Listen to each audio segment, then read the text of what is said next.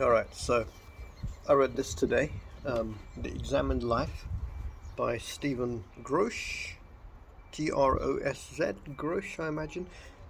I'd read about this book in other places, and apparently it's a great book to read. It's been recommended a few times, but I actually found it outside someone's house. Someone sold their house, and they were just clearing out, so I picked it up, and I read it.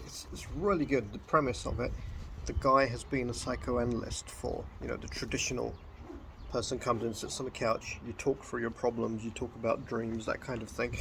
And the guy, Stephen Grosz, has been a psychoanalyst in London for 30 odd years, I guess, and he talks about mainly patients, obviously, names are changed and everything to protect identities, to protect privacy.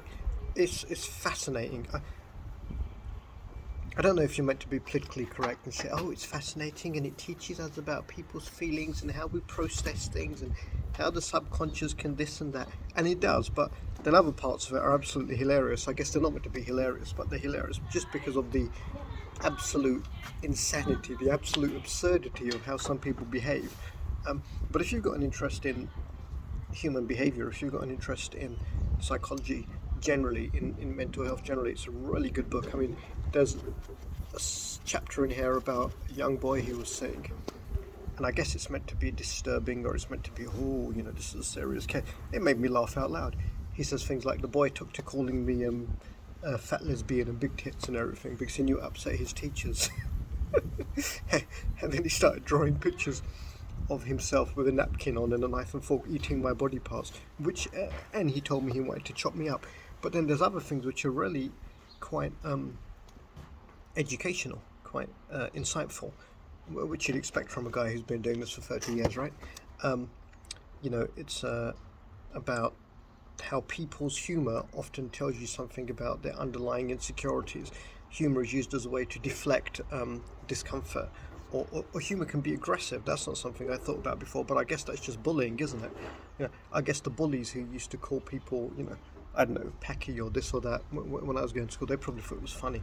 Actually, they were just assholes with insecurities. Do I recommend this book? Yes, very good book. I watched another review on this, I watched about 2 seconds. I nearly fell asleep. The guy's delivery just, it could sedate a dog in heat. It was a killer. I don't know why, but I wanted to talk about David Goggins on this.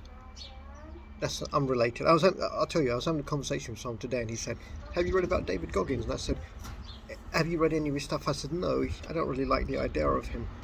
"Why don't I like the idea of him?" He asked. I said, "Everything I see about David Goggins is like, something like fuck people, or fuck this, or fuck excuses."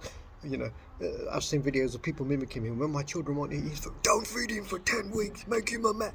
Well, what an arsehole. What happened to manners make the man? Sure, he's lost a lot of weight and he's meant to be super fit, but there are other people out there who aren't assholes who've done that as well. Fuck excuses. No, fuck you, learn some manners.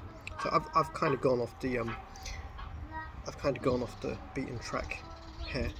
So I'm going to stop the book review and say, great book, thoroughly enjoyable read, entertaining, educational. You can do it on 200 pages. You can read it in a couple of hours.